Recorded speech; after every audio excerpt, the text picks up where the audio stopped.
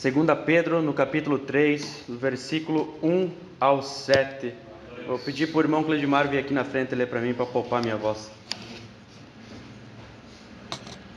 Segunda Pedro, no capítulo 3, versículo 1 ao versículo 7. Assim diz a palavra do Senhor. Amados, escrevo-vos agora esta segunda carta, em ambas as quais desperto com exortação o vosso ânimo sincero, para que vós lembreis das palavras que primeiramente foram ditas pelos santos profetas e do nosso mandamento, os apóstolos do Senhor e Salvador, sabendo primeiro isto, que nos últimos dias virão escarnecedores, andando segundo as suas próprias concupiscências, e dizendo: onde está a promessa da sua vinda? Porque desde que os pais dormiram, todas as coisas permanecem como desde o princípio da criação. Eles voluntariamente ignoram isto, que pela palavra de Deus já desde a antiguidade existiram os céus e a terra, que foi tirada da água e no meio da água subsiste, pelas quais coisas pereceu o mundo de então, coberto com as águas do dilúvio. Mas os céus e a terra que agora existem, pela mesma palavra, se reservam como tesouro, e se guardam para o fogo, até o dia do juízo, e da perdição dos homens ímpios. Meu Deus, que tradução medonha, né? Pega e vira um pouco o ventilador ali para mim, faz favor. Que antes estava virado para tu, né, sem vergonha. Eu vou ler na NVI então, não consegui me poupar. Vou ler na NVI que vai ficar mais claro. 2 Pedro, capítulo 3, versículo 1 ao 7, diz assim: Amados, esta é agora a segunda carta que lhes escrevo. Em ambas quero despertar com essas lembranças a sua mente sincera, para que vocês se lembrem das palavras proferidas no passado pelos santos profetas, e do mandamento do nosso Senhor e Salvador, que os apóstolos de vocês lhes ensinaram. Antes de tudo, saibam que, nos últimos dias, surgirão escarnecedores, zombando e seguindo suas próprias paixões. Eles dirão: o que houve com a promessa da sua vinda? Desde que os antepassados morreram, tudo continua como desde o princípio da criação.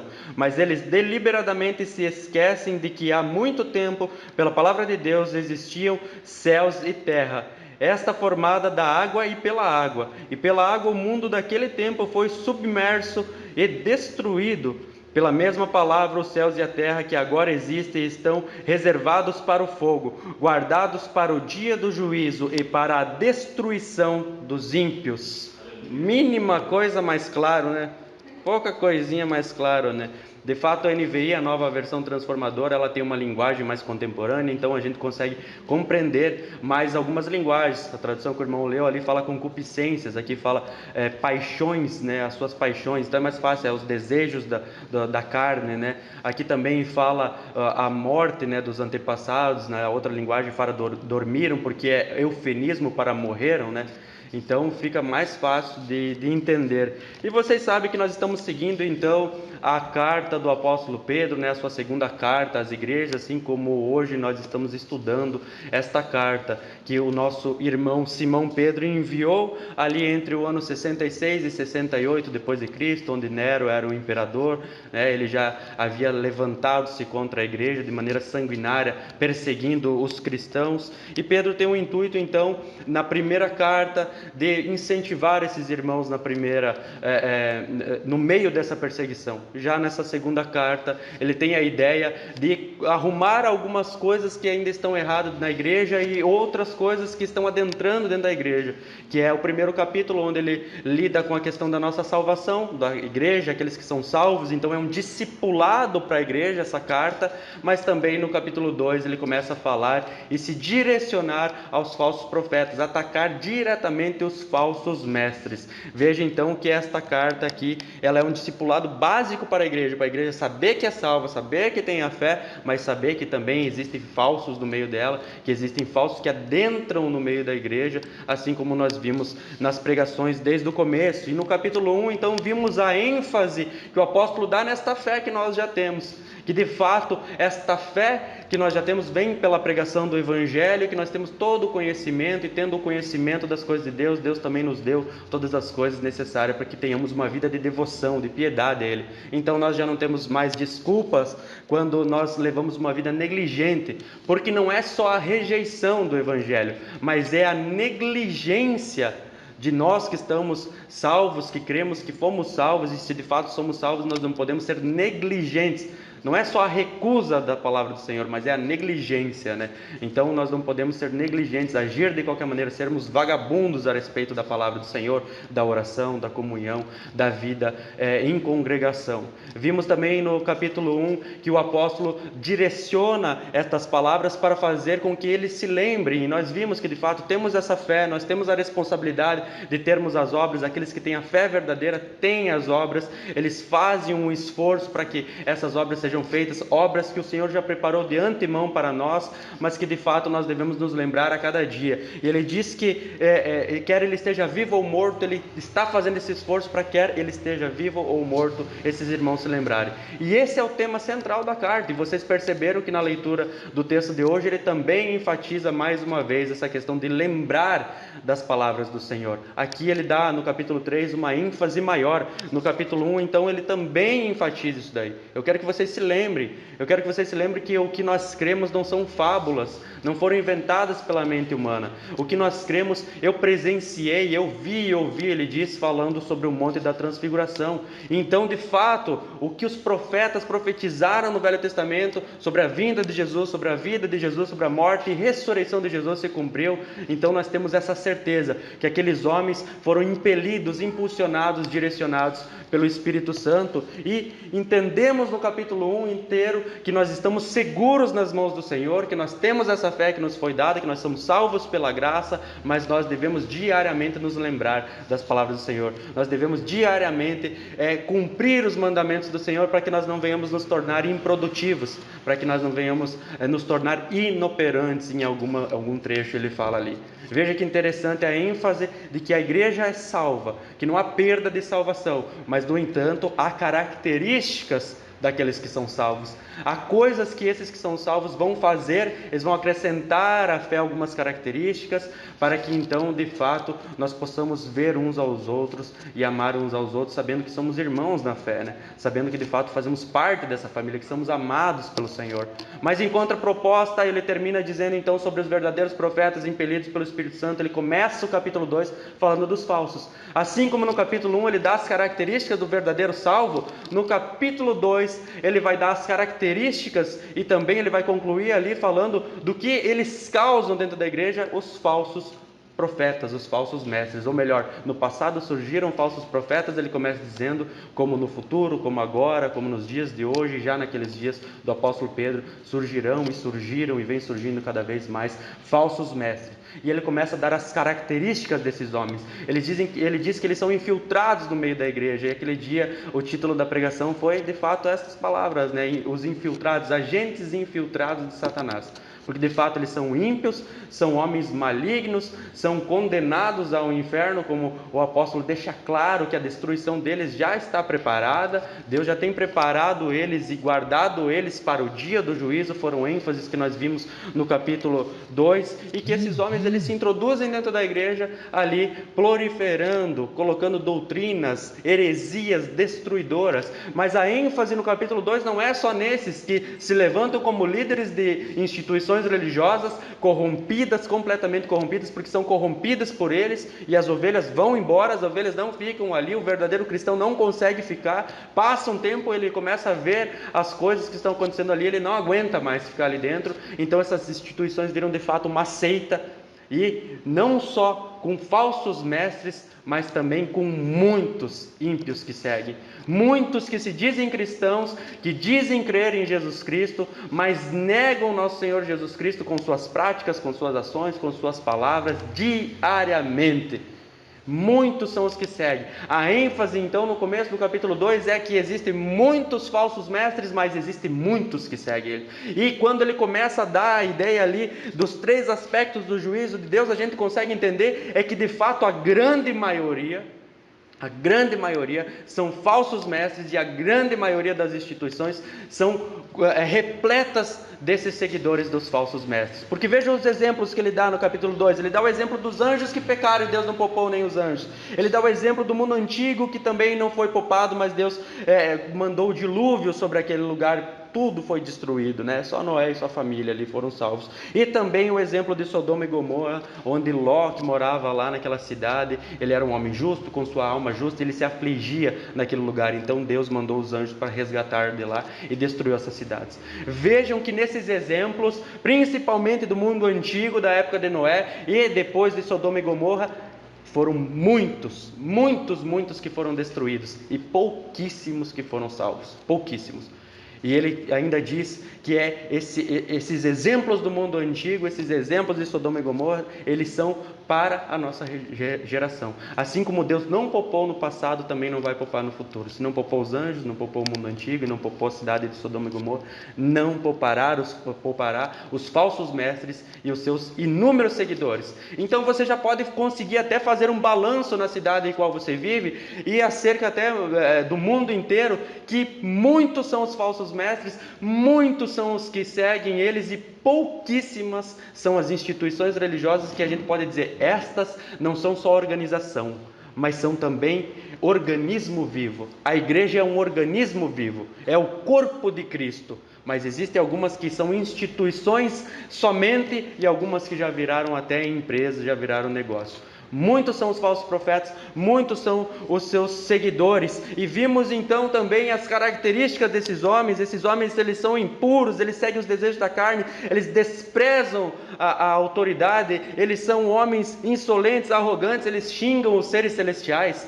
E a gente falou nesse dia sobre a batalha espiritual, né? Xinga o Satanás, xinga o demônio, xinga todo mundo, manda que o anjo vem, manda que o anjo vai. E eles são a autoridade suprema, eles que mandam e eles que desmandam. Eles detêm o poder, eles são superiores. E de fato os seus seguidores idolatram eles dessa mesma maneira. Olha só o pastor, olha só a pastora, olha só que homem de Deus. Eles estão num nível espiritual mais alto. Mas veja que eles são homens e mulheres corrompidas, eles são falsos mestres. Vimos também que esses homens, eles fazem acusações, eles xingam os anjos, os seres celestiais, mas eles são completos ignorantes. Eles xingam, injuriam, como é que é a palavra usada aqui? Difamam o que desconhecem. Eles fazem acusações injuriosas para seres que eles desconhecem. Nem os anjos fazem isso. Nós vimos que nem o arcanjo Miguel, quando contendia com Satanás a respeito do corpo de Moisés, ousou proferir palavra de blasfêmias. Só disse que o Senhor te repreenda. As características desses homens são homens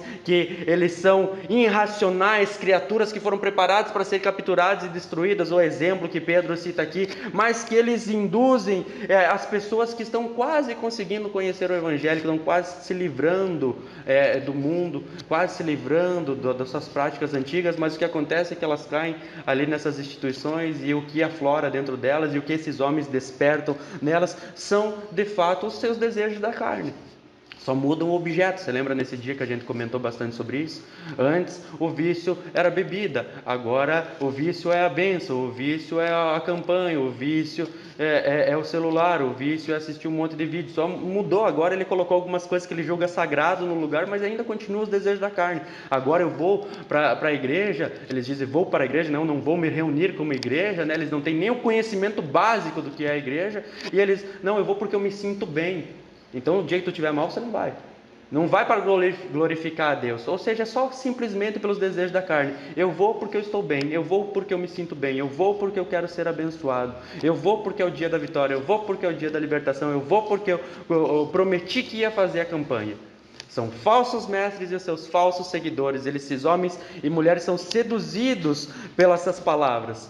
Eles são seduzidos, e esses homens, eles prometem liberdade, mas eles mesmos são escravos. Essa liberdade que eles prometem, não, você é livre no Senhor, você é livre. Não, Deus conhece teu coração, você pode agir da maneira que você quiser. Não, pregar contra o pecado, não, casa e separa, não, namora e para e já está namorando, não, lutar contra o pecado, não, Deus te libertou, Jesus te libertou, você foi chamado para a liberdade, Ele já derramou perdão sobre a tua vida, fique tranquilo, você é o centro do coração de Deus, você é o ponto fraco do Senhor.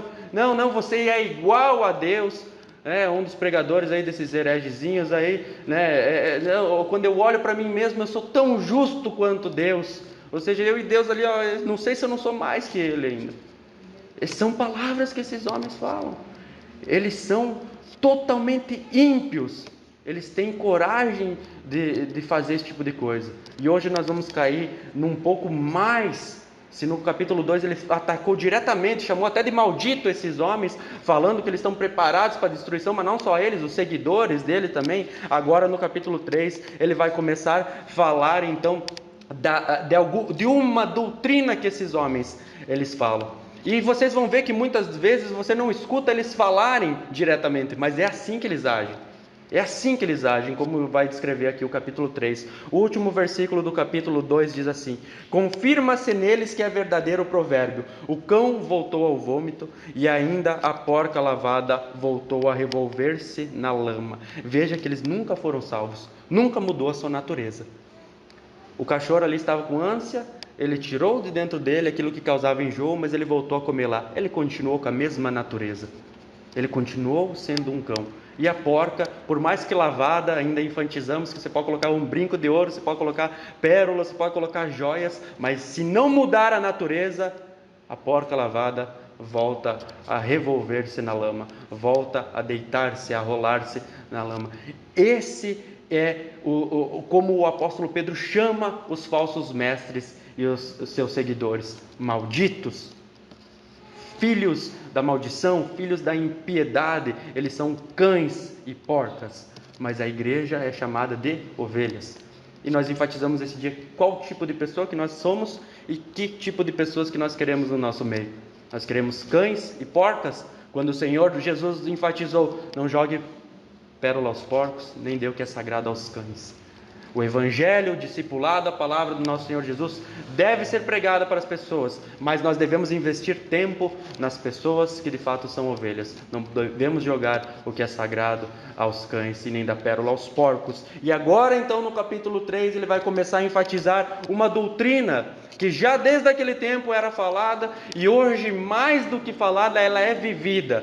E por isso o título da pregação de hoje vem com o tema central dessa carta, que é: lembrem-se da palavra de Deus. Amém? Vamos seguir comigo então do versículo 1 do capítulo 3 em diante, depois dessa longa introdução, mas para que de fato vocês não venham se esquecer das palavras do Senhor. E de fato o papel do pastor é esse. Eu não estou aqui para trazer nada novo para vocês. Eu só venho aqui para repetir o que já vem sendo repetido há 2000 anos e até mais, porque os profetas do Velho Testamento já falavam algumas dessas coisas. Amém? Primeira parte do capítulo 3, versículo 1 diz assim: olha só que interessante a maneira que o apóstolo agora se direciona à igreja. Diz assim: amados, esta é agora a segunda carta que lhes escrevo. Então ele fala aqui, amados, ele quer lembrar os irmãos. Veja que já desde a primeira palavra ele já tem o intuito de lembrar: vocês são o povo de Deus, vocês são amados por Deus, nós somos uma família na fé, nós temos um Pai Celestial. Ele já começa lembrando os irmãos: viu, vocês são amados por Deus. Vocês estão passando por dificuldades, há muitos falsos adentrando, há muitos desses seguidores que vêm oprimindo, perseguindo a igreja, dizendo: não, você não precisa ser dessa maneira, você é muito extremo, não, Deus me ama, você pode viver de qualquer maneira, não, mas a carne é fraca.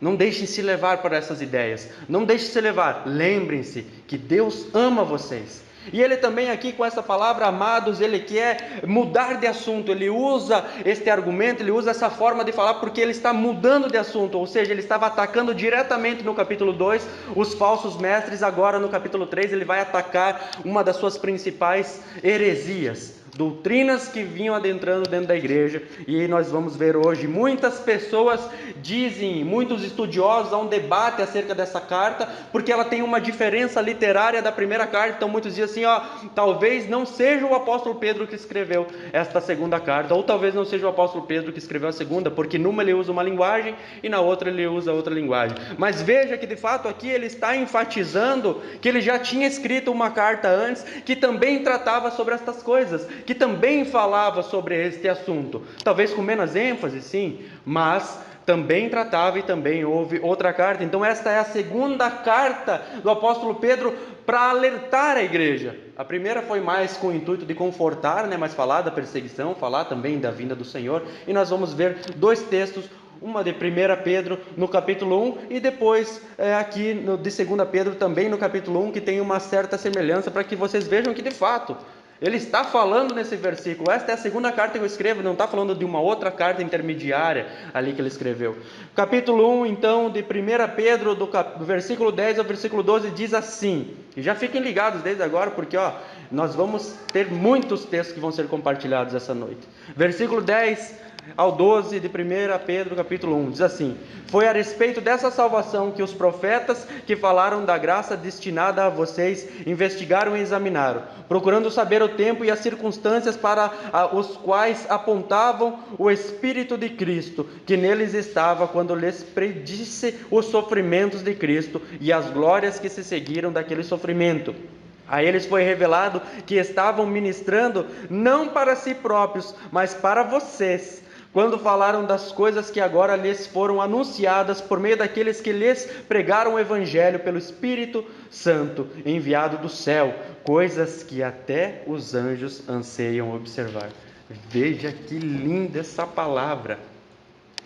Os profetas do Velho Testamento, eles profetizaram e examinaram, foram impelidos pelo Espírito Santo para falar coisas, e eles acabaram entendendo que não era para o tempo deles.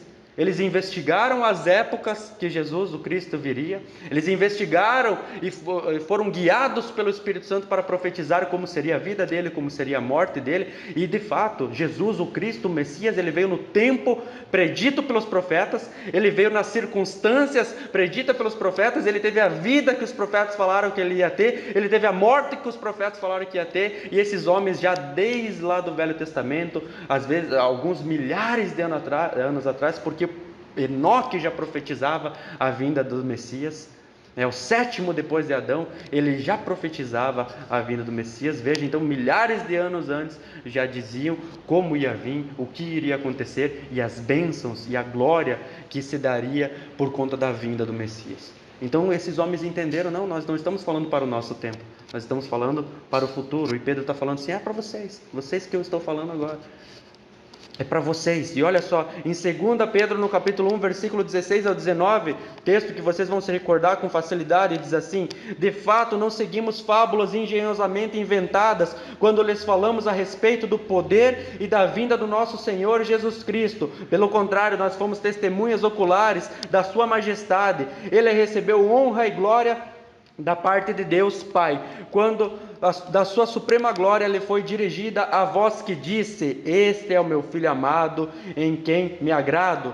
Nós mesmos ouvimos essa voz vinda do céu, quando estávamos com ele no Monte Santo. Assim temos ainda mais firmeza mais firme a palavra dos profetas, e vocês farão bem se a ela prestarem atenção, como uma candeia que brilha em lugar escuro, até que o dia clareia e a estrela da alva nasça em seus corações. Veja que interessante, os profetas do Velho Testamento não profetizaram somente a vinda do Senhor, a vida e a morte, mas profetizaram que ele ia ressuscitar, ia subir ao céu, mas ia ter uma segunda vinda. Então Pedro fala aqui, veja, nós vimos e ouvimos o que está para acontecer. Quando o Senhor foi transfigurado no Monte da Transfiguração, ele subiu até uma altura, ele levitou, e o corpo dele começou a brilhar, ele foi transfigurado, e Pedro falou, eu estava lá, eu vi isso daqui. Sabe o que os profetas falam? Que um dia Jesus virá com milhares dos seus anjos, que Enoque já falava lá, no começo da criação, o sétimo depois de Adão já falava, o Senhor virá com milhares dos seus anjos, e eu vi como ele vai vir, eu vi o corpo dele glorioso, Pedro está falando. Isso daqui, eu sei que é verdade, porque eu andei com ele, eu vivi com ele, e o que os profetas falaram é real. E a Bíblia diz que felizes são vocês que não veem, não viram, mas creem. Muito mais felizes somos nós que não vimos, mas cremos, porque um dia de fato eu creio que nós veremos o Senhor descendo do céu. Glória a Deus. Veja só então como o apóstolo aqui está falando de fato da primeira carta que nós temos no cânon da Bíblia. porque elas são semelhantes, apesar de ter vários pontos diferentes, mas elas estão tratando do mesmo assunto. Na primeira é sobre a perseguição, fiquem firmes, porque o Senhor vai voltar. Na segunda, existem vários falsos profetas, mas vocês são salvos e amados, o Senhor vai voltar a resgatar vocês. Veja que interessante. Ainda no versículo 1 seguimos, diz assim: em ambas, ou seja, nessas lembranças, desta maneira que ele está falando, o que ele vem já dizendo, em ambas quero despertar com essas lembranças a sua mente sincera. A palavra-chave, o tema central desta carta é exatamente isso: lembrar-lhes. Você já tem o pleno conhecimento de Deus. Vocês já sabem, você já tem a revelação da Bíblia. A lei de Deus já foi gravada e cravada nos seus corações. Mas lembrem-se delas. E aqui o que o apóstolo está falando aqui, a mente sincera, uma mente esclarecida. No original é exatamente a palavra pura, imaculada, sincera. Em algumas traduções foi traduzida como imaculada, e a nossa NVI aqui tem a sua mente sincera. O exemplo que eu posso dar, que está no original mesmo, a palavra, o significado da palavra original, é algo que foi exposto e verificado à luz do sol, ele foi examinado à luz do sol. Um exemplo também da época, quem estuda um pouco do contexto bíblico vai entender que quando os vendedores, eles armavam suas barracas, né, não tinha luz elétrica, é óbvio, né, então quando eles entravam para dentro das barracas, eles iam fazer as compras, mas quando eles iam examinar, por exemplo, uma túnica, fosse comprar, eles saíam para o lado de fora da barraca e olhavam, examinavam a luz do sol. Então o que o texto está nos falando aqui, que a nossa mente, ela é esclarecida, ela é sincera, ela é pura, examinada à luz do sol, ela é pura. Ela não tem corrupção mais, é um novo nascimento. Nós somos nova criatura. Mas veja, o texto aqui também não está falando de pessoas que se esquecem da palavra. Não está falando de pessoas que têm dificuldade de lembrar. Por isso, porque senão se ele estivesse falando para pessoas que não se esqueciam, né, ele não precisava falar lembrem-se, né? Então ele não está falando da dificuldade de alguém aprender, ele não está falando da dificuldade, mas eu escuto a palavra e eu nunca consigo me lembrar. Não, mas ela está aí. Quando o Espírito Santo for usar, ele vai fazer com que você se lembre. E a ênfase do apóstolo aqui é: lembrem-se destas palavras. Você não precisa decorar a Bíblia, que bom, seria bom, já comece a decorar alguns textos bíblicos aí, porque vai chegar um tempo, está muito próximo aí, de que as Bíblias vão ser tiradas de nós. Então veja que nós devemos lembrar das palavras do Senhor. Ela não deve só estar gravada no nosso coração, mas nós devemos fazer maior esforço para lembrar das palavras do Senhor. Veja então que também a palavra sincera, ela vem do latim, e é muito interessante essa palavra, o significado dela, ela vem do latim. A nossa palavra sincera do português, ela vem do latim, que significa sem cera. Olha só que interessante o significado dela. Quando um vaso quebrava, né, o artesão então ia consertar, ele passava cera e colava de novo e consertava aquele vaso. E você vai conseguir entender mais com esse exemplo aqui o que o apóstolo está falando aqui, a diferença dos salvos dos cristãos para os falsos profetas e seus seguidores. Vocês têm uma mente sem cera. Vocês não têm uma mente quebrada, vocês não têm uma mente corrompida, vocês têm uma mente pura, esclarecida, completa. E essa palavra também é usada em Filipenses, no capítulo 1, versículo 9 ao 10. Veja que interessante, a nossa mente é completa, tem um pleno conhecimento do Senhor. O que nós devemos fazer é nos lembrar, nos aprofundarmos da palavra do Senhor. Filipenses capítulo 1, versículo 9 e 10 diz assim: esta é a minha oração, que o amor de vocês aumente cada vez mais em conhecimento e em toda percepção, para discernirem o que é melhor, a fim de serem puros, irrepreensíveis até o dia de Cristo. A palavra pura aqui é a mesma palavra usada por Pedro, com a tradução, a NVI deu de sinceros. Então nós temos uma mente pura, uma mente sincera, porque agora nós temos a mente do Senhor, a palavra de Deus nos diz. Veja que interessante, nós não temos uma mente quebrada, corrompida, nós temos uma mente sem cera. Conseguiram compreender?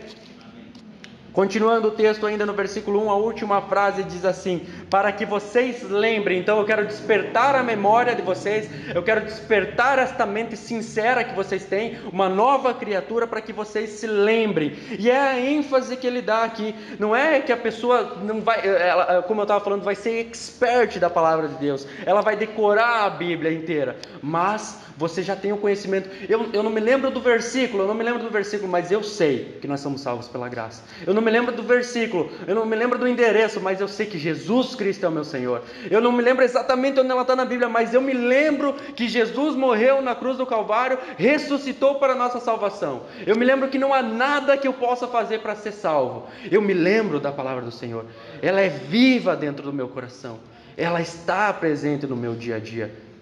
Amém? Mas qual é o propósito então desta lembrança?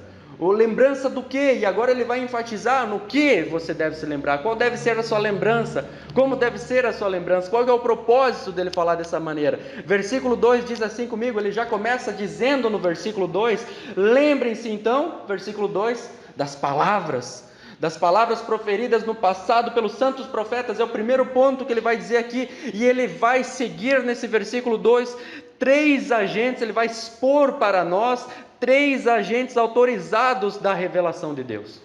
Existem 3 agentes escriturísticos que são autorizados por Deus. São autorizados por Deus para trazer aos seus filhos, aos seus eleitos, aos seus escolhidos, a revelação de Deus. Qual é a revelação de Deus para as nossas vidas? Existem 3 agentes. O que Deus tem como mandamento e doutrina para a sua igreja? Existem 3 agentes. O primeiro deles foi o que já foi citado aqui, sigam comigo, proferidas no passado pelos santos profetas. A primeira dela está falando do Antigo Testamento. Veja que a Bíblia inteira ela é inspirada por Deus. Sim, a lei mosaica não se aplica mais às nossas vidas, de fato nós não matamos mais ninguém a pedrada, né? O povo de Deus está espalhado por todas as culturas do mundo, já não é mais um povo ali como uma nação, não é mais uma nação como era de Israel, né? Então a lei moral continua para as nossas vidas, mas nós não temos mais o templo, não existe mais sacerdotes, Jesus é o sacerdote e nos fez também, todos nós somos sacerdotes, tanto homens e mulheres somos sacerdotes de Deus. Hoje o que existe são membros diferentes, títulos diferentes dentro da igreja, com autoridades diferentes, mas perante Deus nós somos povo escolhido, eleito, que estão espalhados pelas diferentes nações do mundo, mas que são chamados por Deus. Então no passado os profetas proferiram a palavra do Senhor. Então o primeiro agente autorizado da revelação de Deus são os profetas do Antigo Testamento. Os profetas do Antigo Testamento, eles escreveram, profetizaram, de fato, mandamentos escriturísticos. A Bíblia, então, no Velho Testamento, ali os profetas foram impelidos pelo Espírito Santo para dar rumo ao povo de Deus, para dar os mandamentos do povo de Deus. E o segundo, então, veja que interessante, ele já vai pular lá para o Novo Testamento. O segundo exemplo que ele dá aqui é do mandamento do nosso Senhor e Salvador. Então, o outro agente autorizado por Deus para a sua revelação é o nosso Senhor e Salvador Jesus Cristo. E não tem como nós deixar de citar João 14 no versículo 21, depois vamos para o versículo 23, 24, depois 1 João capítulo 5 e versículo 3. Porque de fato, Jesus, o ungido de Deus, ele veio e muitas pessoas dizem assim, veja que interessante é isso. E aqui em Francisco Beltrão, líderes religiosos de Francisco Beltrão, não, Jesus ele não nos deixou doutrina nenhuma. Jesus não nos deixou mandamento nenhum. Jesus veio para nos ensinar que nós somos livres para fazer o que a gente quer, para servir a Deus da maneira que a gente quer. Não, Deus aceita se for sincero, Deus aceita se for de coração. Pois é, a Bíblia diz que o coração é enganoso, então se você está seguindo o teu coração, você já está ferrado. E muito, eu já ouvi em Francisco, já lemos nas redes sociais de muitas instituições aqui, exatamente essa ideia. Olha só, João 14, versículo 21, a Bíblia já contradiz esse tipo de ideia, diz assim, quem tem os meus mandamentos, pronto, já quebrou a doutrina, de que Jesus não deixou doutrina nenhuma, não deixou mandamento nenhum para a igreja. Quem tem os meus mandamentos e lhes obedece, esse é o que me ama. Aquele que me ama será amado por meu Pai, e eu também o amarei e me revelarei a ele. Veja que interessante isso. Versículo 1, a primeira palavra do versículo 1, amados. Quem são os amados de Deus? Estes são os amados de Deus, aqueles que têm os mandamentos de Jesus, aqueles que obedecem os mandamentos de Jesus. Então, esses são os amados de Deus. Você é um amado de Deus? Está aqui as características de alguém que é amado de Deus. Versículo 23 diz assim, respondeu Jesus, se alguém me ama, guardará a minha palavra, meu Pai o amará, nós viremos a Ele e fazemos nele morada. Quer saber se você é templo do Espírito Santo? Quer saber se Deus habita em você? Quer saber se Deus de fato faz morada na sua vida? Está aqui, guarda os mandamentos do Senhor, obedece os mandamentos do Senhor, essa é a característica de um salvo. Não é assim, eu vou fazer para ser salvo, não, mas se eu sou salvo, eu guardo, eu obedeço. Na perfeição? É óbvio que não. Mas o verdadeiro salvo está crescendo em santidade, está buscando cada vez mais. Não, mas tem áreas da minha vida que eu não sei o que fazer. Então eu quero aprender na palavra qual é o direcionamento, como eu devo agir nessa área. Porque viu, a Bíblia, ela tem resposta para todas as áreas da sua vida. Tem muitas pessoas que elas, eu acho que até depois, se eu não me engano, tem o texto. Eu coloquei o texto aqui. Elas não querem desenvolver a vossa salvação. A Bíblia diz, desenvolvam a vossa salvação. E desenvolver a salvação é o que nós já temos. Agora não é revogável, né? Não tem como perder a salvação, mas desenvolva isso. Então, o que é a salvação? O que eu aprendi desde o começo que era a salvação? O que é uma vida de um salvo? Volte e meia você ir no culto. O que é a vida de um salvo? Participar das reuniões da igreja. Eu vinha da vida do crime, né? Cadeia, tráfico de drogas, sem escolaridade, sem trabalho, sem profissão, a não ser as vendas ilícitas, né? Mas a verdade era essa. E daí eu começo a congregar, começo a fazer parte de uma instituição, ninguém veio falar para mim assim, ó, viu, calma aí, nós vemos que de fato houve conversão na tua vida, nós vemos que de fato Deus adentrou e mora em você, nós vemos que de fato há uma mudança de vida, mas agora aí, ó, desenvolva a vossa salvação, volta a estudar, desenvolva a vossa salvação, vai procurar um emprego, desenvolva a vossa salvação, vai fazer um curso profissionalizante aí para ter uma profissão, para não ficar trabalhando talvez de empregado para sempre, talvez possa abrir uma empresa. Desenvolva a vossa salvação no seu casamento, desenvolva a vossa salvação no seu trabalho, desenvolva a vossa salvação, vai fazer uma faculdade, vai estudar, desenvolva a vossa salvação, porque Deus ele veio para transformar a nossa vida completa, não partes da nossa vida. Se é novo nascimento e é nova criatura, são completamente novas coisas, novos direcionamentos, nova cosmovisão, nova visão de mundo. Então em todas as áreas da nossa vida isso deve mudar. Não, mas para muitas pessoas a salvação é simplesmente partes da nossa vida. Não, está aqui, ó. Sigam os mandamentos do Senhor, obedeçam os mandamentos do Senhor, mas lembre-se que é para todas as áreas da nossa vida. Não, quem criou o sexo foi o diabo, só pode, não, porque a Bíblia não, nessa parte não precisa falar disso, não, é empreendedorismo, é dinheiro, investimentos, não, essa parte não é de Deus, e olha, ficar rico até não é nem de Deus ficar rico, é uma mentalidade pequena, é uma mentalidade fraca, é um Deus pequeno, é uma crença numa salvação assim incompleta, que se dá só para uma vida que vem depois dessa, que já não transforma mais essa vida, que se detém a trocar um estilo de roupa, se detém a não fazer umas tatuagens no corpo, tirar o boné e frequentar algumas reuniões. É uma salvação pequena, é um Deus pequeno. Eles reduzem o evangelho do nosso Senhor a alguns cultos durante a semana. Não, durante o dia falar de Deus, tá louco, não, pelo amor de Deus. Eles reduzem, então, não, mas aqui, ó, os mandamentos do Senhor, aqueles que seguem os mandamentos de Deus, esses são os amados por Deus. Esses são os que desenvolvem a salvação em todas as áreas da sua vida. E para matar a charada para aqueles que dizem assim, mas é muito difícil. Para matar a charada para aqueles que dizem assim, não, eu não consigo. Lembre-se do capítulo 1. Não, Deus já nos deu todas as coisas que precisamos para a vida e para a piedade. Deus já nos deu todas as coisas que nós precisamos. Mas quer que finalizar esta parte, então, de que o verdadeiro salvo, ele obedece os mandamentos do Senhor, ele se esforça para fazer isso? Está aqui, ó. 1 João capítulo 5, versículo 3, diz assim: porque nisto consiste o amor a Deus, obedecer aos seus mandamentos, e os seus mandamentos não são pesados. Simples assim. Não são penosos, em outra tradução. Simples assim. Ah, não, mas é difícil. Não é difícil para o ímpio. Ah, não, mas é difícil. Não, é difícil para o descrente. Não, novo nascimento, nova criatura, cristão, amados por Deus.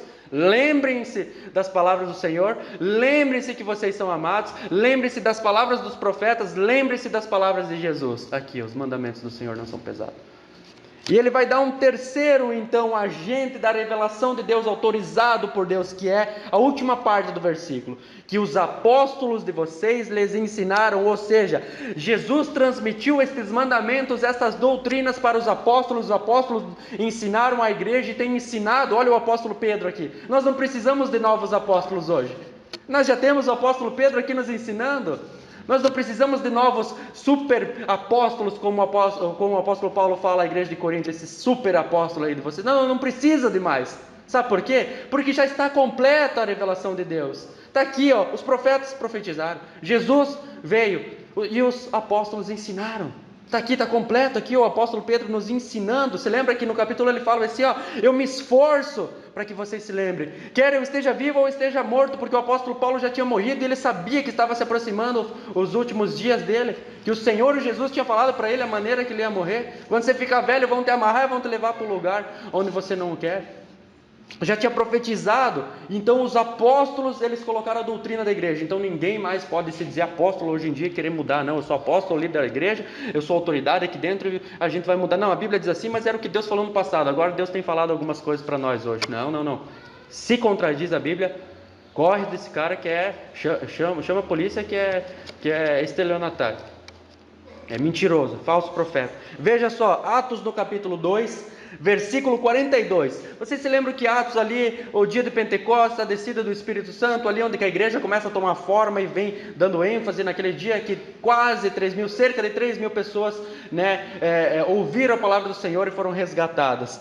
Versículo 42 do capítulo 2 de Atos diz assim: eles se dedicavam ao ensino dos apóstolos e à comunhão, ao partir do pão e às orações. Em outra tradução vai estar assim: eles se dedicavam à doutrina dos apóstolos.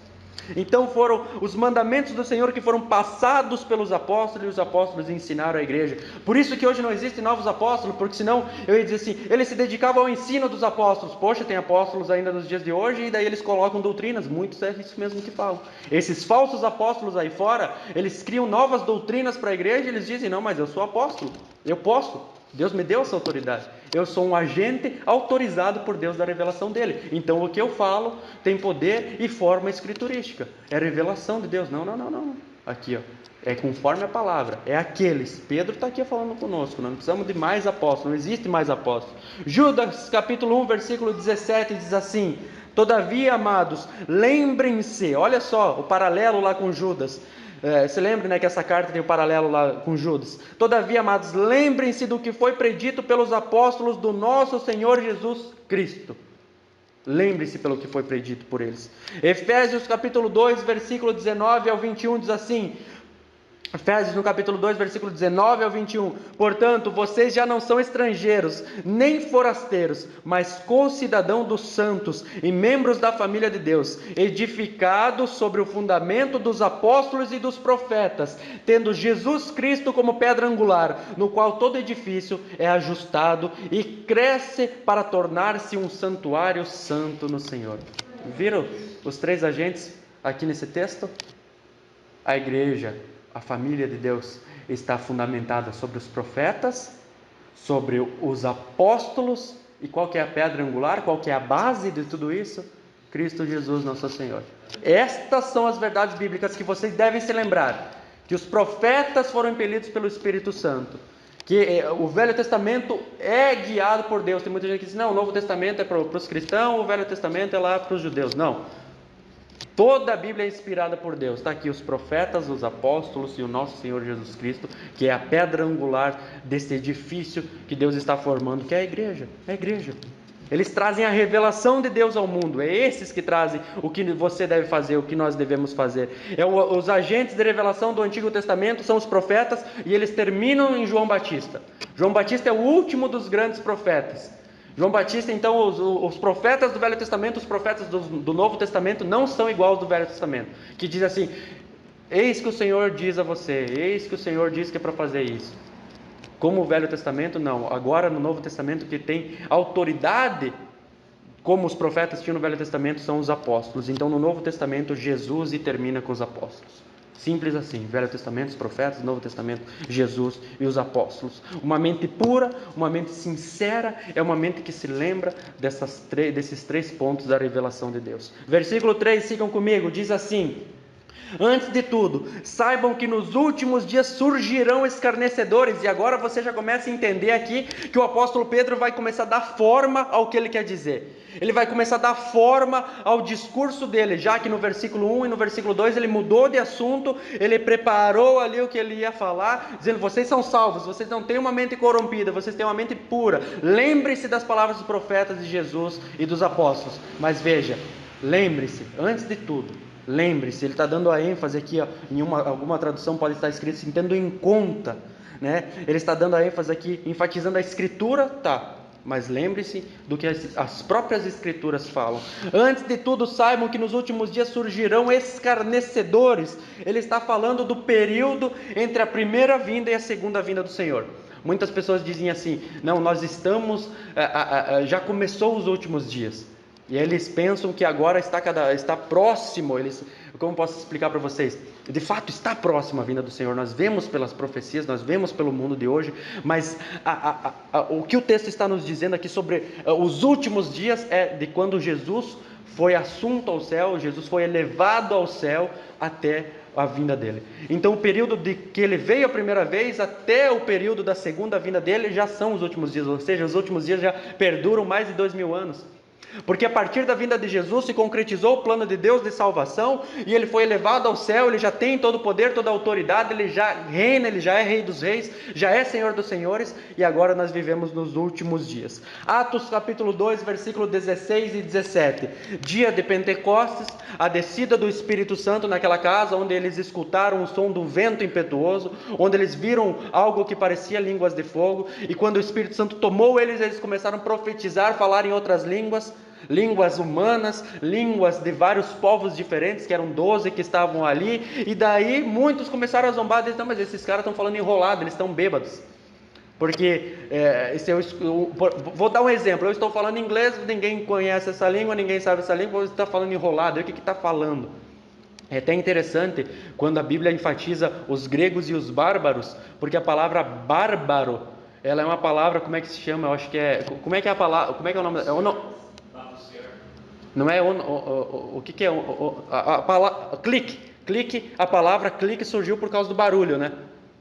Não é onomatopeia, será o nome disso aí? Acho que é onomatopeia. Bárbaros vem do som. Porque quando os gregos ouviam outros povos falar nas suas línguas, nos seus idiomas, eles diziam bárbaro. Eles faziam esse som. O que esses caras estão falando? Bárbaro. E daí surgiu a palavra bárbaros, por causa do som.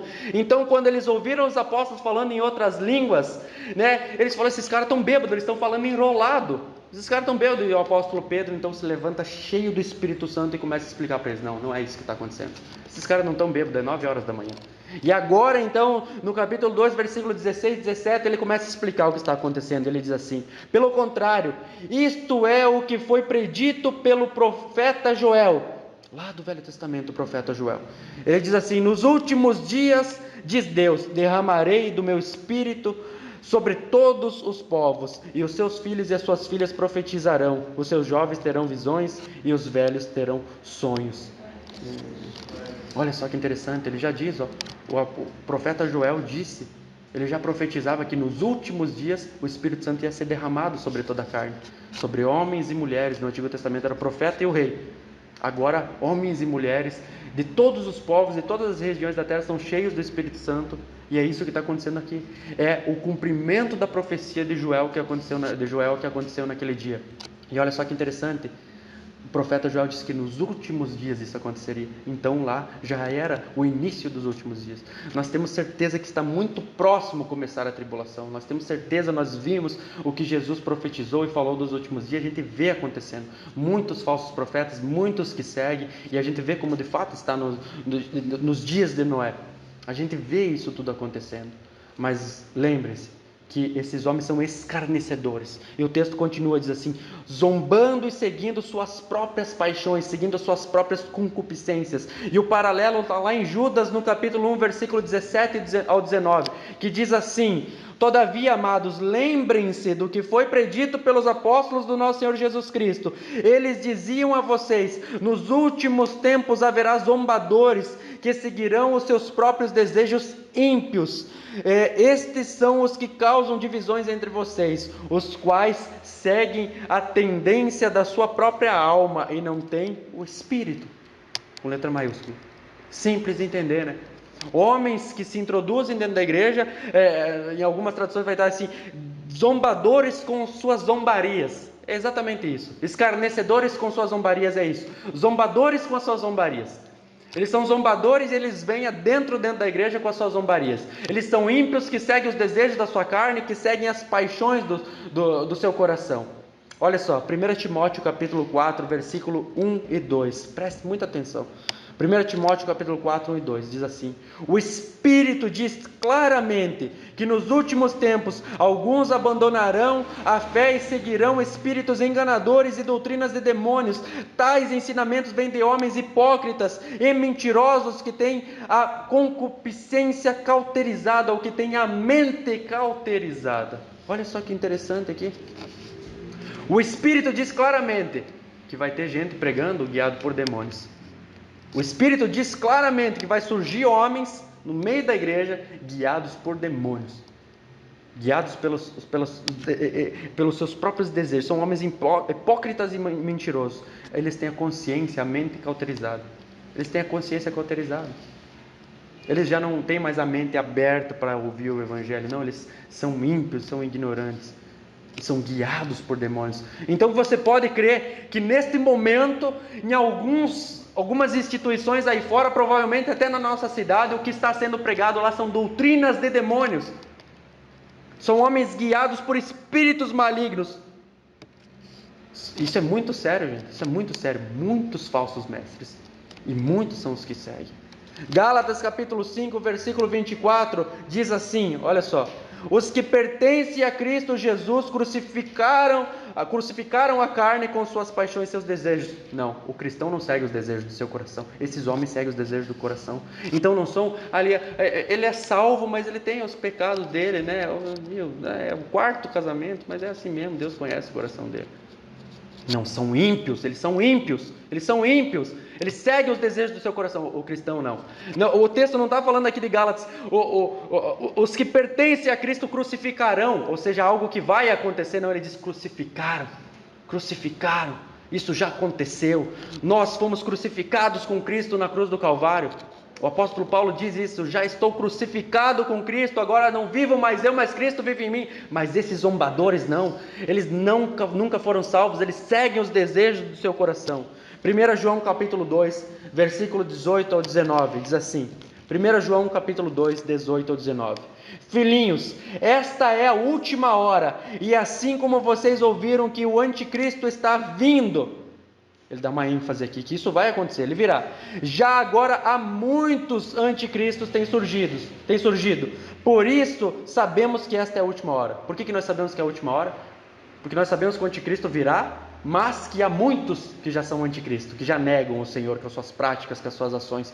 E olha só que interessante, você vai ver a metade do texto aqui, se você não vê outro versículo, você vai dizer: não, mas é o satanista, é o ateu, é o de outra religião, é o de outras culturas. Mas olha só, de onde que vem o anticristo e os anticristos? Todos esses povos, ele diz assim, todos esses homens, eles saíram do nosso meio, mas na realidade não eram dos nossos, pois se fossem dos nossos, teriam permanecido conosco. O fato de terem saído mostra que nenhum deles era dos nossos. Ah não, mas eles foram salvos, mas perderam a salvação. Não, eles saíram do nosso meio, mas nunca foram dos nossos. Eles saíram do nosso meio, mas a prova que nunca foram salvos e que não eram dos nossos é que eles saíram. A grande prova que nunca foram salvos, que não eram cristãos, que perderam a salvação, porque isso não existe, é que eles saíram do nosso meio. Quem são essas pessoas? Não está falando do ateu, do satanista, está falando de homens que se julgam cristãos, de homens que se julgam crentes, de falsos profetas e seus seguidores que dizem: não, eu creio, eu acredito sim, mas as suas práticas mostram que eles são anticristo, e eles saíram de dentro da instituição religiosa, da igreja de Cristo. E é o que a gente vê, é o que eu tenho enfatizado tanto aqui. Até o irmão Cleidmar me pediu hoje: então vai parar de falar dos falsos profetas? Não, eu pensei que era só o capítulo 2, mas o capítulo 3... ele dá ênfase agora, não é um ataque direto a eles, mas agora é um ataque a uma das suas heresias, a qual nós já vamos ver. É exatamente isso, eles são zombadores, eles saíram do meio do povo de Deus, eles arrumam uma briga no meio da igreja ali para abrir uma nova instituição, porque daí eles são os apóstolos e eles podem colocar as doutrinas que eles querem. Não, mas eu não tenho a mesma visão, não, mas eu não tenho a mesma ideia. Não estou falando de erro teológico, de visão teológica diferente, não, heresias mesmo, que quando eles sobem à liderança da igreja, eles começam ali, eles são infiltrados, e eles começam a introduzir essas heresias, daí os pastores começam a ver: não, mas esse cara aí está falando alguma coisa que não é bíblico, ele está pregando uma doutrina que não é bíblica, não, se não falar em língua estranha não vai entrar no céu, não, Viu? Você é justo, você é igual a Deus, Deus não resiste, você é o ponto fraco do coração de Deus.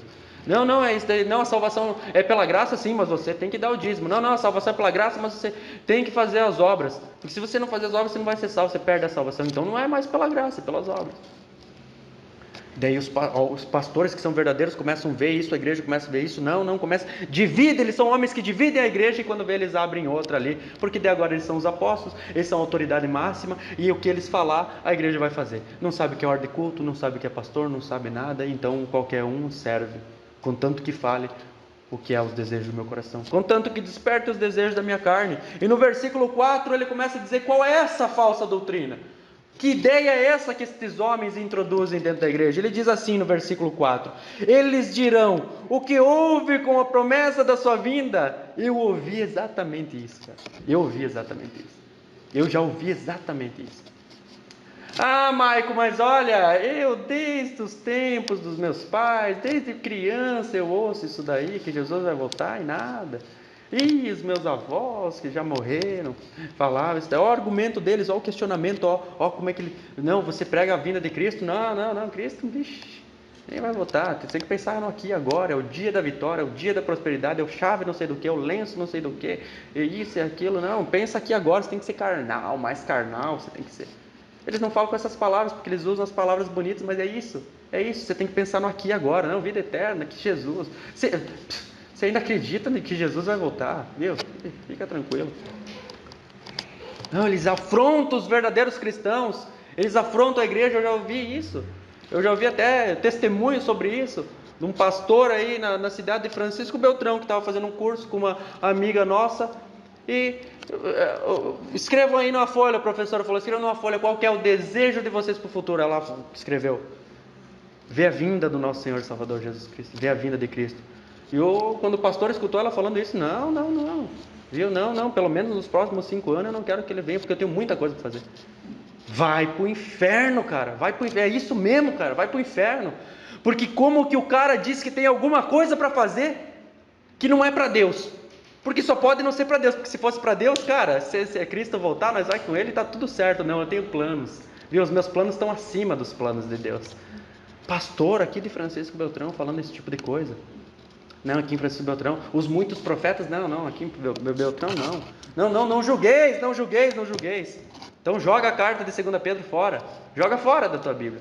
Ou melhor, joga a Bíblia inteira fora, né? Porque a Bíblia inteira está falando de falso profeta e denunciando, atacando eles diretamente. Eles vêm e começam a questionar a igreja.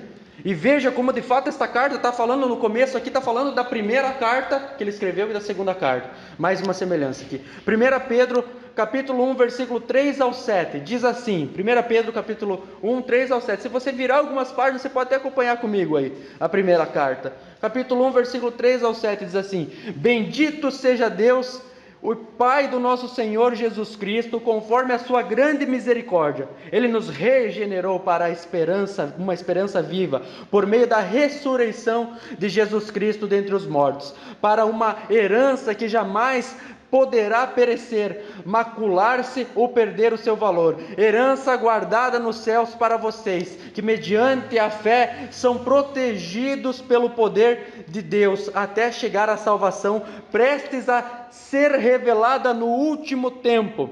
Nisso vocês exultam, ainda que agora, por um pouco de tempo, devam ser entristecidos por todo tipo de provação.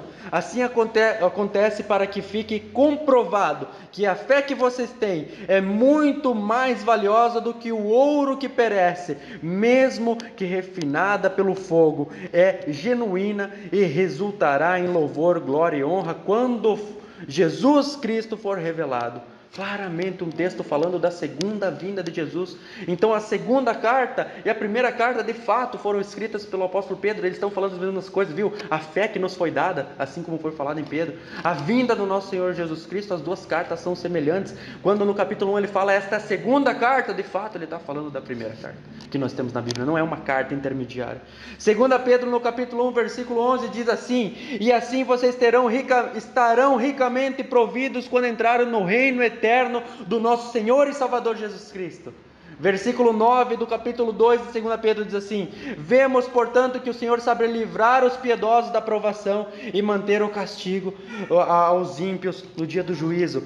Todos os versículos falando, quando Jesus voltar, vocês vão entrar no reino dele. Quando Jesus voltar, ele vai julgar, ele sabe guardar os salvos, e ele sabe também manter os ímpios para o dia do juízo. As duas cartas, assim como agora no capítulo 3, dão a ênfase na volta do Senhor. E mais adiante, nas próximas pregações, vocês vão ver essa ênfase. Olha só o que esses homens, o argumento deles então é esse questionamento. O que houve com a promessa da sua vinda, e agora exatamente o testemunho que eu falei para vocês, olha só, este é o argumento deles. A continuação do texto: desde que os antepassados morreram, tudo continua como desde o princípio da criação. Está lá. O mundo começou a existir e está tudo igual, nada mudou. Calma aí. Os profetas falaram que Jesus viria, ele veio. Os profetas falaram que ele ia viver a maneira que ele ia viver, no tempo que ele viria. Tudo aconteceu como os profetas falaram. Agora esses homens, eles se esquecem dessas coisas, é a ênfase que o texto vai dar mais adiante. Esses homens, eles começam a zombar. Eles começam a escarnecer o caminho do Senhor. Não, Jesus, não, o Evangelho ele só serve para mim na minha vida aqui. Paulo vai falar assim: quem espera em Cristo só para essa vida é o homem mais digno de pena. É o homem mais digno de pena, porque ele está esperando, ele vai no culto só para melhorar essa vida agora. Ele vai numa instituição, ele procura uma instituição religiosa, cristã, só como filosofia de vida. Ele não acredita em vida eterna, ele não acredita nem que Jesus vai voltar, ele não acredita nisso. Ele só quer ter uma filosofia de vida. Não, eu sigo o cristianismo, sabe por quê? Porque ele melhorou a minha vida. Não, a volta de Cristo? Não, você é bobo, você acredita nessas coisas? 2000 anos, ó, Cristo. Em 2000 anos, não falou que ia voltar? Onde que está? 2000 anos? Ué, não eram os últimos dias? Mas que os últimos dias longos? 2000 anos? Meu Deus do céu! 2000 anos já os últimos dias? Eles são escarnecedores, eles vêm nos afrontar. Eu já fui afrontado por esse tipo de argumento. Não, mas desde que Abraão morreu, desde que os antepassados morreram, tudo continua a mesma coisa. E esse é o argumento uniformitarianista. Esse argumento é a ideia que a criação e tudo o que existe é uniforme, está tudo igual. Esse argumento que esses falsos profetas dizem, está tudo igual, nada mudou. Viu? Jesus não vai voltar, está tudo igual, nada mudou. A Bíblia diz não, que está ficando cada vez pior, que vai piorar ainda mais. Eles dizem, está tudo igual, viu? Fica tranquilo, tranquilidade. Deus é o dono do ouro da prata, viu? Fica tranquilo, você vai ter tudo o que você quiser. Só seguir os princípios do Evangelho aqui, ó, porque isso aqui são princípios para a vida. Não existe eternidade. Jesus não vai voltar a resgatar ninguém. Jesus foi um grande filósofo, um grande homem. O liberalismo teológico, ele adentrou dentro das igrejas, se prolifera, apesar que no Brasil ele não tem uma forma, né? Não é um movimento, mas existem características dele ali. Qual é o nosso problema aqui no Brasil é a teologia da prosperidade, que vem em nova forma como teologia do coach. Mas esses homens, essa ideia ainda existe, sabe por quê? Porque eles vivem assim, como se Jesus nunca fosse voltar. Eles vivem pensando no aqui e agora, como se Jesus nunca ia voltar, nunca fosse voltar. E de fato, na prática é isso aqui, ó, viu? Não é para o nosso tempo. Não, fica tranquilo. Tá tudo igual, desde o começo. Pedro já falava, Paulo já falava, os pais da igreja já falavam, os reformadores falavam, está todo mundo desesperado, gente que vendeu casa e carro, e um que fez um cálculo e disse que Jesus ia voltar num dia, e Jesus não voltou. Fique tranquilo. Esse argumento existe dentro da igreja, você vai ver pessoas que vivem assim, que vivem com essa filosofia de vida. Não, vida eterna, não, posso viver de qualquer maneira, vou no culto lá de vez em quando. Olha só que interessante, essas ideias elas adentram dentro da igreja, e uma delas é o secularismo.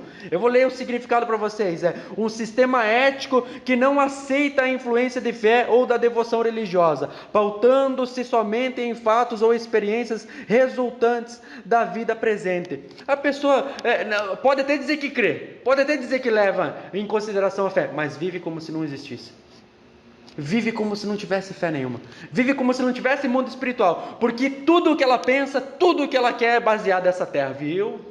Jesus não pode voltar porque eu tenho os planos ainda. Já pensou que Jesus vem e estraga meus planos? Esse Jesus é um estraga prazer mesmo, né? Então é melhor acreditar que ele não vai voltar. É melhor acreditar, esses são ímpios, esses não são cristãos. E existe outro ainda, o naturalismo, que é uma filosofia, é uma doutrina que, negando a existência de esferas transcendentes ou metafísicas, ou seja, ela nega que existe um mundo espiritual, íntegra as realidades anêmicas, ou seja, ela nega que existe alma, espirituais ou forças criadoras no interior da natureza, concebendo-as redutíveis ou explicáveis nos termos das leis e fenômenos do mundo, ou seja, está tudo igual desde o começo da criação, não existe nada por trás da criação, não existe nada, viu Gênesis lá, Gênesis capítulo 1, é tudo alegoria, não aconteceu daquela maneira lá, é tudo alegoria, aquilo lá não é real. Não, onde você acredita nisso daí? Você acredita que um homem ficou na barriga de um peixe? Você acredita nessas coisas da Bíblia, que Deus criou em 7 dias? Você acredita assim, viu Jesus foi um grande homem, de fato, foi um grande homem, mas não, Jesus ao céu não, viu, e tem até umas histórias aí que ele foi pro sul da África, viveu lá, teve até filhos, o Islã acredita nisso, então Jesus não vai voltar, Jesus nunca vai vir, mas esses homens adentram com essas ideias dentro da igreja. O apóstolo Pedro está aqui, agora ele vai começar a responder isso, ele vai começar a dar ênfase, não em desconstruir o argumento deles, mas em ensinar-nos a verdade. Então a ênfase, para vocês terem uma ideia, a Casa da Moeda no Brasil, né? Sabe como é que é feito para descobrir que uma nota é falsa? Sabe como é que eles fazem para descobrir que uma nota é falsa? Eles estudam tanto a verdadeira, eles estudam tanto a verdadeira, todas as características, toda a textura dela, tudo que tem ali, que quando eles veem uma nota falsa, eles já reconhecem. Então a ênfase de Pedro é essa, não é estudar a falsa doutrina, é estudar tanto a verdadeira, que quando você se deparar com uma falsa doutrina, você diz, não, viu, aqui não vai entrar. Eu já me lembro das palavras dos profetas, eu já me lembro das palavras de Jesus, eu já me lembro dos ensinamentos da doutrina dos apóstolos, porque quando eu ver isso daí eu já sei, viu, não é de Deus, dá licença, pode ficar tranquilo, não me vem com essas ideias, que aqui a fé que existe em mim já me é suficiente para mim saber que Cristo voltará, e no versículo 5 ele começa a dizer assim, mas eles deliberadamente se esquecem, nós nos lembramos, eles deliberadamente, e a palavra aqui deliberadamente é de propósito, essa palavra é um advérbio de intenção proposital, é um advérbio de maneira intencional, eles intencionalmente, ou seja, eles estudaram a Bíblia, mas eles são ímpios, a Bíblia descreve a vinda do Senhor, mas eles deliberadamente se esquecem. Enquanto nós, a igreja, se lembra das palavras dos profetas, se lembra dos mandamentos de Cristo e vive isso diariamente e examina as Escrituras de tal maneira tão profunda que quando se depara com uma ideia dessa, já vê que é mentira, que são falsas doutrinas, mas eles não, eles se esquecem da palavra do Senhor, eles fazem força, deliberadamente eles fazem isso, então qualquer ideia que vem de fora eles absorvem. Qualquer ideia que vem de fora eles absorvem. Qualquer cientistazinho de meia tigela aí de internet, qualquer adolescente de faculdade vem com 2, 3 livros e começa a questionar alguém que se diz cristão, o cara vira ateu porque não tem resposta. Ah não, você tem que crer, só crer, não, você tem que crer, não. Viu, é difícil conversar com esse povo evangélico. Eu de fato, eu prefiro conversar com um ateu e debater a respeito da fé e do que ele acredita, do que eu acredito com um ateu, do que com a maioria dos evangélicos. Porque eles não têm argumento, eles não sabem nada da palavra. Não, mas eu sou crente, eu não sei nada da palavra, mas eu sou crente. Não, você não é crente, cara. O verdadeiro cristão examina tão profundamente a palavra que quando vinha esse tipo de ideia, ele já sabe que é um erro. Mas esses homens não, eles se esquecem deliberadamente, então qualquer ideia que vem, eles já entram, eles já aceitam. Qualquer um que vem com uma ideia diferente, ele já aceita, viu? Mas eu acho até que é viu? Eu gostei desse argumento, eu quero, me explica mais aí. Eu acho que é isso mesmo. E quando vê, tá até pregando aquelas ideias ali. E tenta misturar, embolar com o evangelho e vira uma desgraça essas seitas. E esse é de fato o ensinamento que é dentro da igreja. Mas ele continua dizendo ainda no mesmo versículo, ele falou assim, que eles deliberadamente esquecem de que há muito tempo, pela palavra de Deus, existiram céus e terra. Gênesis 1 e 1. Gênesis 1 e 1. Fácil e rápido, ou melhor, não vai ser tão rápido essa explicação, porque eu tive que estudar muito hoje de tarde. Eu falei para os irmãos, o Assírio e o Cledimar, eu vou ter que parar um pouco, porque senão a minha cabeça vai explodir. Eu falei para eles, eu acho que eu deveria ter começado antes a pregação desses 7 versículos, uns 3, 4 anos antes, pelo menos. Podia ter começado, porque é muito profundo. Gênesis 1:1 diz assim: no princípio criou Deus céus e terra. Bereshit bara Elohim. No princípio criou Deus. Olha só que interessante. Bereshit é a junção de duas palavras. Be é a preposição. Depois eu aconselho vocês a ver o Rodrigo Silva lá, que ele vai explicar melhor que eu. Pouca coisa melhor que eu. É a preposição no. Bereshit, princípio. Então as duas palavras no hebraico elas se juntam. Bereshit, no princípio. E olha só que interessante. Depois eu vou mandar o vídeo da explicação completa para vocês. No português existe cerca de 300 mil palavras. Mas só que entre essas 300 mil palavras, existem palavras com o mesmo significado, certo? Ponto. Ponto, final de uma frase, ponto de ônibus, no serviço você bateu o ponto.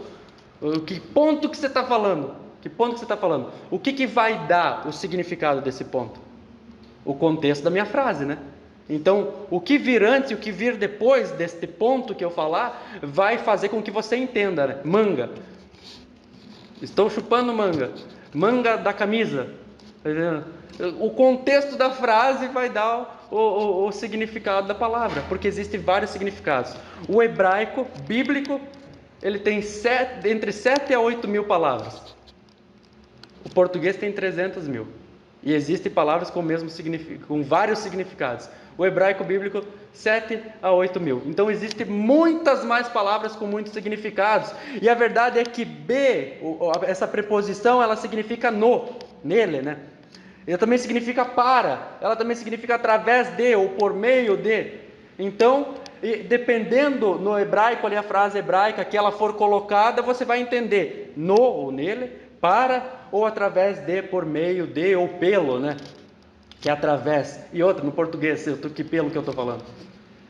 Os pelos do corpo, os pelos do cachorro, pelo de através de alguma coisa. Veja que interessante. Bereshit significa, dependendo do contexto ali, cabeça, princípio, primeiro, primogênito. Primogênito também significa primeiro, né? Também tem o significado de primeiro, e primazia. Agora vamos lá, então, para Colossenses no capítulo 1, versículo 13. Vocês vão ficar de cara. Como os apóstolos, por isso assim, lembre-se das palavras dos profetas. Porque quando os apóstolos vão pregar no Novo Testamento, a base deles, qual que é a Bíblia deles? É o Velho Testamento.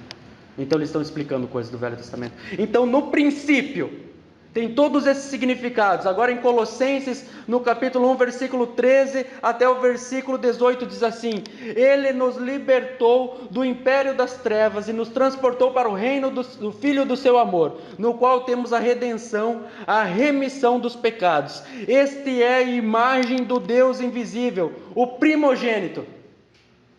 Primeira palavra lá no princípio. De toda a criação, pois nele... Está ali, mais uma palavra. Foram criadas todas as coisas nos céus e na terra, as visíveis e as invisíveis, sejam tronos, sejam soberanias, quer principados, quer potestades. Tudo foi criado por meio, mais uma palavra, dele e para ele, mais uma palavra. Ele é antes de todas as coisas, nele tudo subsiste. Ele é a cabeça, mais uma palavra, do corpo da igreja. Ele é o princípio, mais uma palavra, ele é o primogênito, ele é o primeiro dentre os mortos, para em todas as coisas terem a primazia. Todas as palavras desse texto que se referem a Jesus são as mesmas palavras que significam no princípio. Tá, pastor, mas o que você está falando? Você está ficando louco. Eu e mais uma galera, então. Você está ficando louco, você está falando que no princípio, Bereshit, está falando de Jesus aqui, que é nele, que é o primogênito, que é por meio, que é para, que é o cabeça, que é o princípio, que é o primogênito e que é a primazia. É Jesus no princípio. A palavra, as duas primeiras palavras da Bíblia estão falando de Jesus. Então tá. João capítulo 1, versículo 1 ao 3. João capítulo 1, versículo 1 ao 3 diz assim: no princípio. Se fosse em hebraico seria assim, Bereshit. No princípio, agora vamos ver o que significa no princípio. No princípio era aquele que é a palavra. Ele estava com Deus e era Deus. Ele estava com Deus no princípio. Todas as coisas foram feitas por intermédio dele. Sem ele nada o que existe teria sido criado. Sabe o que é o Bereshit lá de Gênesis? Sabe o que é o no princípio? É Jesus. Aqui, ó, no princípio, não é a palavra, no princípio era aquele que é a palavra. Cristo Jesus é a palavra de Deus. Então Bereshit está lá. Como que aconteceu a criação? Bereshit bara Elohim. No princípio criou Deus céus e terra. No princípio, Jesus, que é a palavra de Deus, criou os céus e a terra. Está aqui, João capítulo 1, versículo 1 ao 3. No princípio, que era a palavra, estava lá já desde o começo com Deus. E sem Ele nada que é, seria.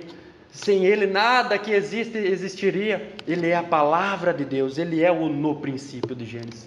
Jesus é o no princípio de Gênesis. Ele é a cabeça, por meio dele, para ele foram feitas todas as coisas. Ele é o princípio, o primogênito dentre os mortos. Ele é a primazia. Todas as coisas existem por causa de Jesus. Ele é a palavra de Deus. Ele é a palavra de Deus. Ele é a palavra de Deus. E o texto continua a dizer assim: pela palavra de Deus, por intermédio de Jesus Cristo, que estava lá, ele é o no princípio, criador, o agente criador de todas as coisas. Os céus e a terra foram criados, céus no plural e terra no singular, ou seja, mais céus, cosmos, né, o cosmos, o universo, esta formada da água. Alguns aqui dizem, tem algumas visões a respeito desse texto, lá em Gênesis 1, no versículo 9, diz assim: e disse Deus, ou seja, a palavra de Deus, né, Jesus, né, e disse Deus, quem que era o agente criador? Quem era no princípio? Quem é a palavra de Deus? Jesus. Então, e disse Deus: ajuntem-se num só lugar as águas que estão debaixo do céu, e apareça a parte seca, e assim foi. Ou seja, muitos dizem que nessa última parte do versículo 5, esta formada, os céus e a terra, esta formada, a terra formada pela água, e pela água, esta separação. Antes a terra era coberta de água, e Deus, né, através de Jesus Cristo, que é a força criadora, que é a palavra de Deus, ou melhor dizendo, então separou-se as águas e surgiu terra. Mas existe outro significado, outros estudiosos que dizem que e eu acredito até as duas possibilidades são muito boas, que aqui quando o texto fala que ela é formada da água e pela água, é que a água é o agente que Deus fez para que existisse vida no planeta, porque se não existisse água, também não existiria vida. Nós morremos sem água. Todos os animais e as plantas, se não existe água, morrem. Então, quando diz que os céus e a terra essa formada pela água, e pela água pode ser sim essa separação, que em Gênesis fala, que era toda coberta de água e houve separação, e apareceu a terra, para que então surgissem os animais, para que então desse frutos, para então ter o meio ambiente todo completo, para o ser humano também existir e viver ali. Mas também cabe perfeitamente esta questão, esta ideia de que a água é o que Deus criou para que as condições perfeitas para ter a vida, e hoje de fato tem. Então a água que está falando aqui, que por ela e dela surgiram ali a terra, é o agente que Deus usou ali, como eu posso dizer, um elemento que Deus usou para que hoje nós tenhamos vida. No princípio é Jesus Cristo, Ele é a palavra de Deus, Ele é o no princípio. E através da água, então hoje nós temos essa vida. Ficou claro isso daí? Se vocês não entenderam, depois eu posso explicar melhor para vocês. Vamos nos encaminhar então para o versículo 6. Amém? Glória a Deus. Versículo 6 diz assim: e pela água o mundo daquele tempo foi submerso e destruído. Vocês já sabem perfeitamente do que ele está falando aqui, né? Vocês que acompanharam as pregações desde o começo, vocês sabem o que ele está falando. Do dilúvio, simplesmente. Gênesis capítulo 7, versículo 11 diz assim: no dia em que Noé completou 600 anos, um mês e 17 dias, neste mesmo dia todas as fontes das grandes profundezas jorraram, e as comportas do céu se abriram, ou seja, a terra se partiu. E muitos dizem que a Pangeia, né, que era um continente só, e depois, até esse dia nós estávamos conversando sobre isso, e se romperam. Foi no dilúvio que as águas emergiram, mas também as comportas do céu, ou seja, a chuva, começou a chover muito. E lá no versículo 22 de Gênesis 7 diz assim: tudo o que havia em terra seca e tinha nas narinas fôlego de vida, morreu.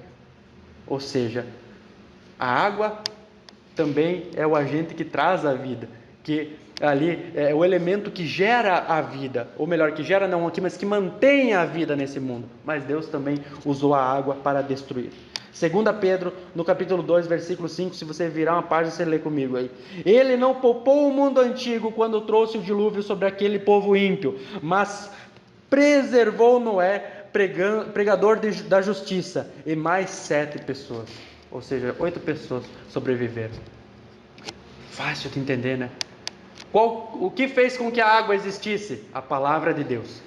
Mas o que fez também, que assim como a água existe e existe vida no nosso planeta, o que fez com que a água, que faz com que também exista vida no nosso planeta, mas também destruísse a vida? A mesma palavra de Deus foi feita na criação, mas também na destruição. E olha só que interessante, no próximo versículo, no versículo 7, sigam comigo, diz assim: pela mesma palavra, os céus e a terra que agora existem, estão reservados pelo fogo. Ou seja, pela mesma palavra, céus e terra, o cosmos, o universo inteiro existe. Por esta mesma palavra, esse mesmo céus e terra estão reservados pelo fogo. Ou seja, a criação, Deus fez a água. Na destruição do mundo antigo, Deus usou a água, e agora Deus também usa a sua palavra para destruir os céus e a terra que agora existem. Então o que vai acontecer no futuro é óbvio. Até a ciência diz, essa semana eu estava conversando com um astrofísico, um jovem que é astrofísico, ele estava me dizendo, não, o universo está em expansão e ele vai deixar de existir, pronto, é o que a Bíblia diz. Tudo isso aqui vai ser destruído.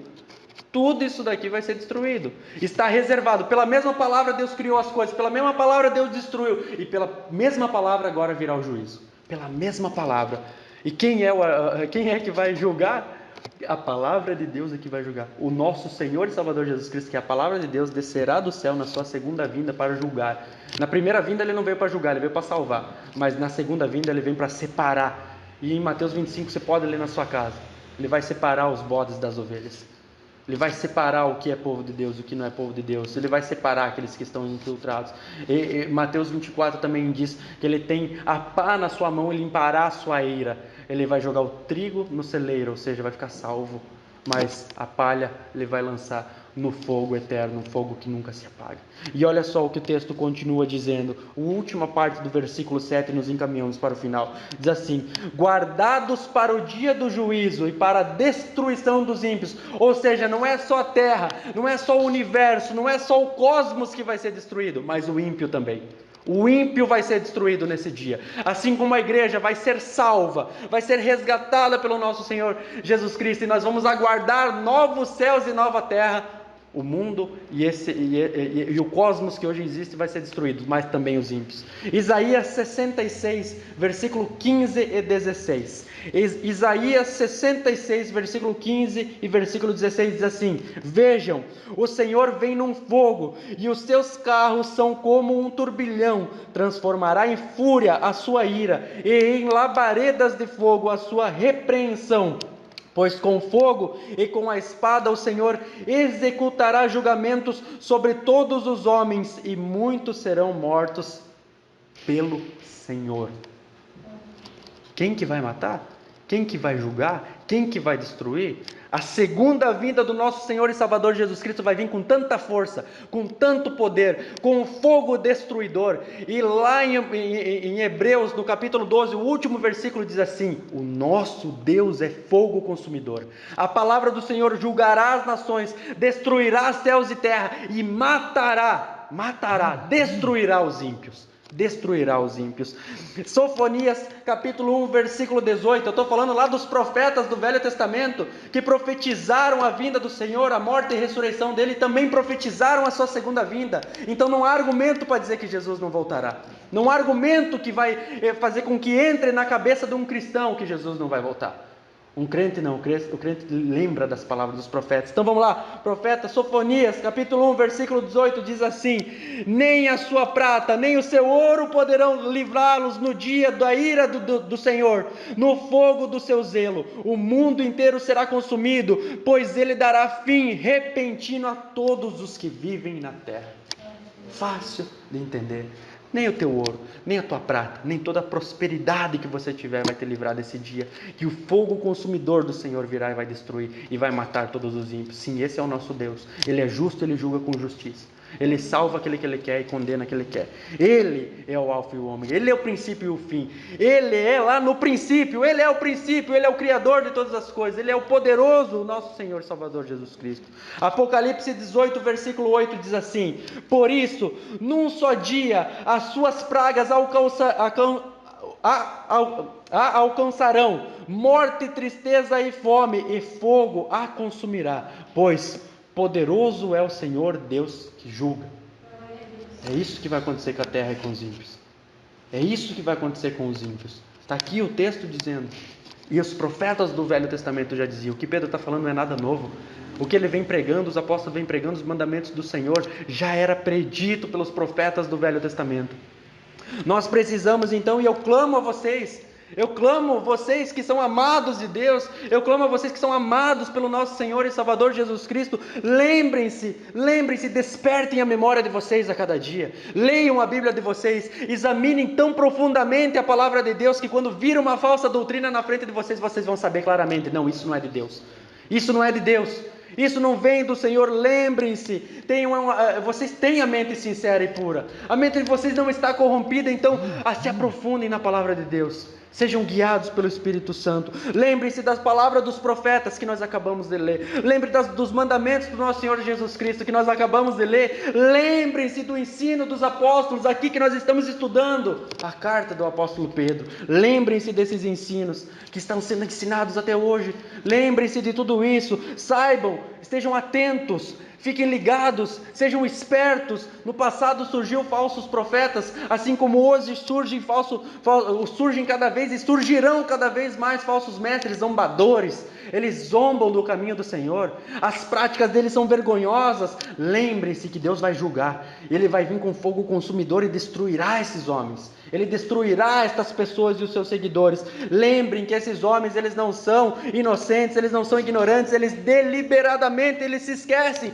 da obra de Deus, eles se esquecem da obra criadora do Senhor, eles se esquecem que Jesus é o Criador de todas as coisas, que Ele é a palavra de Deus.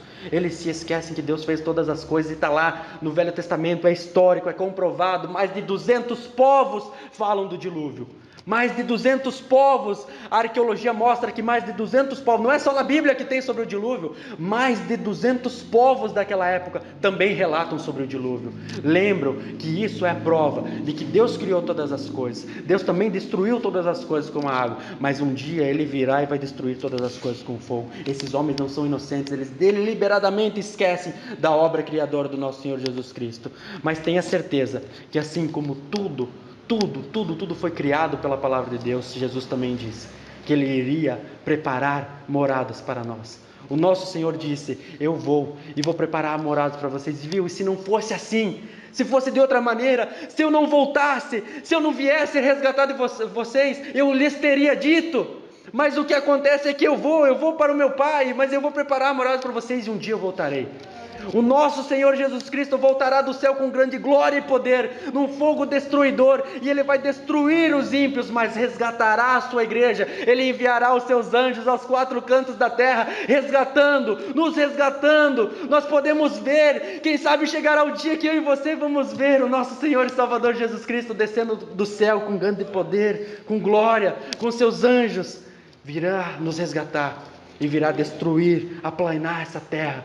Todo o cosmos será destruído, mas nós estaremos com o Senhor para sempre, num lugar onde não haverá choro, nem dor e nem lamento, porque já as coisas antigas serão passadas, serão memórias, serão lembranças cicatrizadas, feridas cicatrizadas que não doerão mais, porque agora nós habitamos com o Senhor, e o Senhor habitará no nosso meio.